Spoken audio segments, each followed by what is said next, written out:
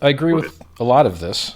So I'll try and I usually start hammering the old blockchain and being mean to it and then be nice to it at the end. I'm going to do it backwards this time. I'll be nice to it up front. Bitcoin and other cryptocurrencies like Ethereum have gone up from zero to many thousands of dollars.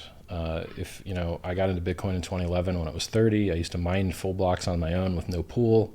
Back when the reward was 50 Bitcoin per block, this stuff used to be free. And then that phase died out very quickly because it became very competitive.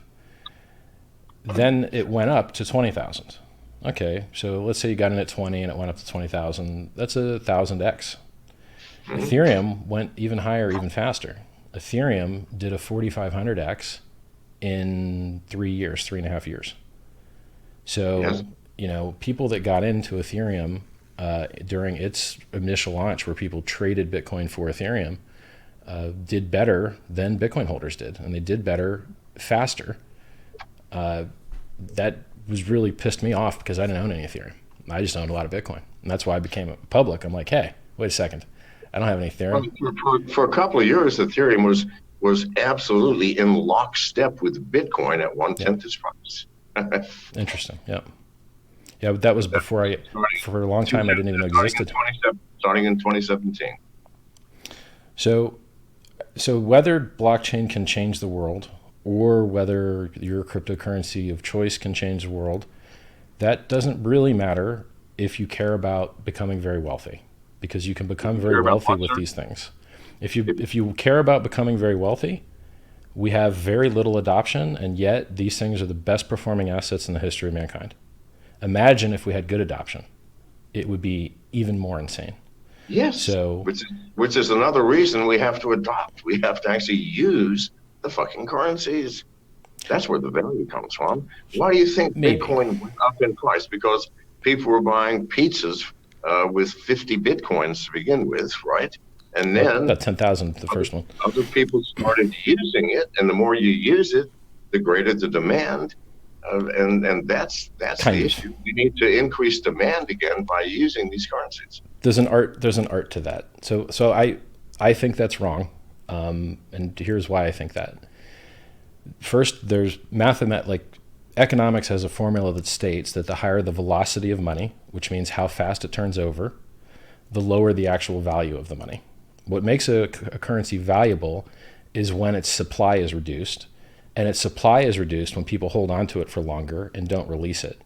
When people actually spend their money, it creates a money multiplier effect, which actually increases the credit and supply of the system, which devalues the actual money because they're happy to use the credit and other proxies that are proxies of the real thing, and then the real thing doesn't have to rise in value as much.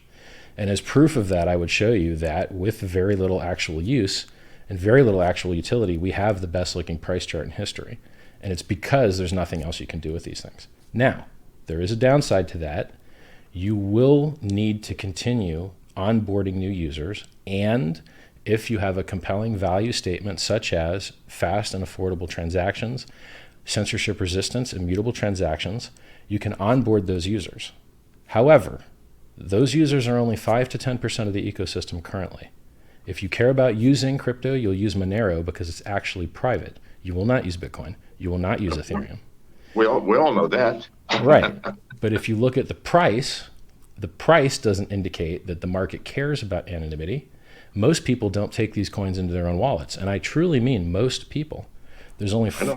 there's only 2.8 million Bitcoin addresses that have over 1,000 US dollars in them, Yes. and most people have more than one address. So that's Yes. maybe 2 million people that have got a grand of Bitcoin. The vast majority of people that think they're using Bitcoin are actually using exchanges, which are the opposite of what Bitcoin was invented for. Bitcoin Of was course. invented to get rid of the counterparties, not create new ones. Right. So if you want Okay. to see true adoption, someone has to have the margin and the marketing budget to pay for ads that go out into the public that onboard new users. It costs $10 or $20 to onboard a new user. If you can't make $10 or $20 by onboarding that guy, you can't leave your advertisement up. You just run out of money. So the only people in crypto that have ads are scammers who have infinite profit margin, exchanges that bang you up on fees, binary options which bang you up on fees, margin trading which bangs you up on fees times 100. Why do you think they give you margin? So you can trade more money than you have, so they can multiply the house advantage against you. You think you're beating the house when you have, 5 hands at a blackjack table. No, you're just losing more money faster. They want you to have as many hands as you can possibly play. So I mean, hang on. But here's something about the blockchain which is unique.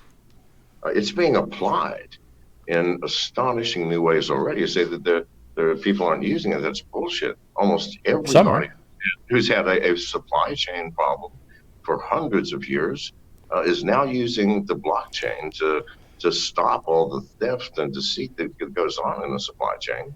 There's a cryptocurrency called DAI, which belies what you just said, by the way, which is a stable coin. You're familiar with it, yes?